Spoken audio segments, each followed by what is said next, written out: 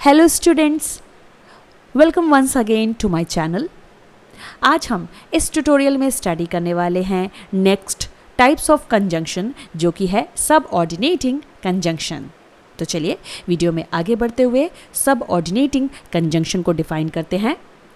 A subordinating conjunction is a word or group of words that links a dependent clause to an independent clause। यानी subordinating conjunction एक ऐसा शब्द या शब्दों का समूह होता है जो एक डिपेंडेंट क्लॉज को एक इंडिपेंडेंट क्लॉज से जोड़ता है। यहाँ पर डिपेंडेंट और इंडिपेंडेंट क्लॉज की नॉलेज होना भी ज़रूरी है। लेकिन चलिए सबसे पहले देखेंगे एग्जाम्पल में कौन से होते हैं ये वर्ड्स, जैसे although, if, as if, as long as much as, because, even though, in order to, unless, until, etc। यहाँ पर ये सभी वर्ड्स और group of words subordinating conjunction के एग्जाम्पल हैं। लेकिन इन्हें अच्छे से समझने के लिए हमें सबसे पहले समझना होगा डिपेंडेंट और इंडिपेंडेंट क्लॉज को।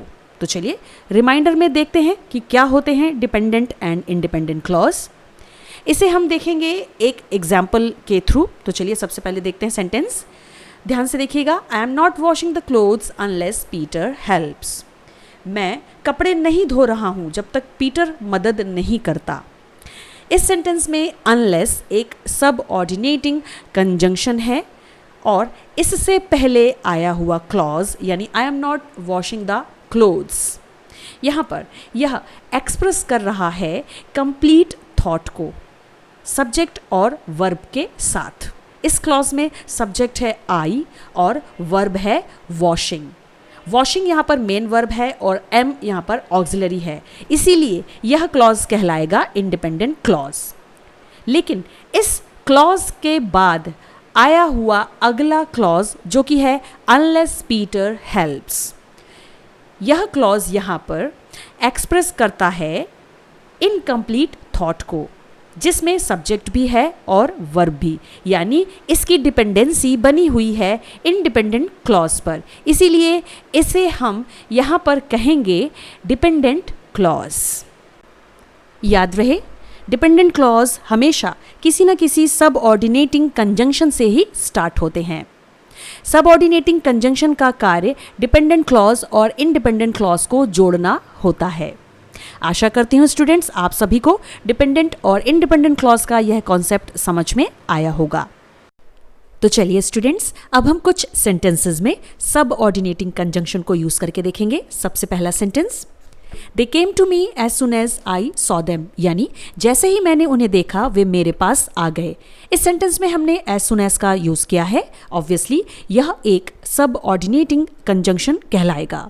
एज सुन एज का यूज सेंटेंसेस में ऐसे एक्शन को दिखाने के लिए किया जाता है जो पहले एक्शन के तुरंत बाद कंप्लीट हुआ होता है, जैसा कि आप इस सेंटेंस में देख रहे हैं।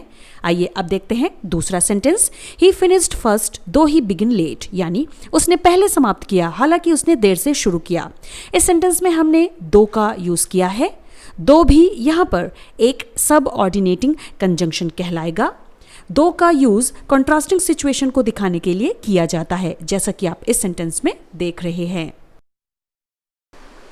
आइए अब देखते हैं third sentence. Rohini will go if Dolly goes, यानी यदि डॉली जाती है तो रोहिणी चली जाएगी। इस सेंटेंस में हमने इफ वर्ड का यूज किया है। ऑब्वियसली यह एक सबऑर्डिनेटिंग कंजंक्शन है। इफ का यूज इमेजिनरी सिचुएशंस, कंडीशंस और पॉसिबिलिटीज को दिखाने के लिए किया जाता है।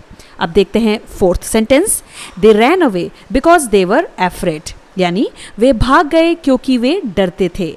इस सेंटेंस में हमने बिकॉज का यूज किया है। ऑब्वियसली यह भी एक सबऑर्डिनेटिंग कंजंक्शन है। बिकॉज का यूज रीजन और पर्पस को दिखाने के लिए किया जाता है।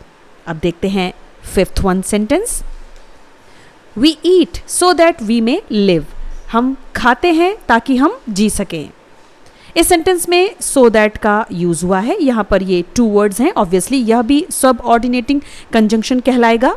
सो दैट का यूज रीजन और एक्सप्लेनेशन को शो करने के लिए किया जाता है।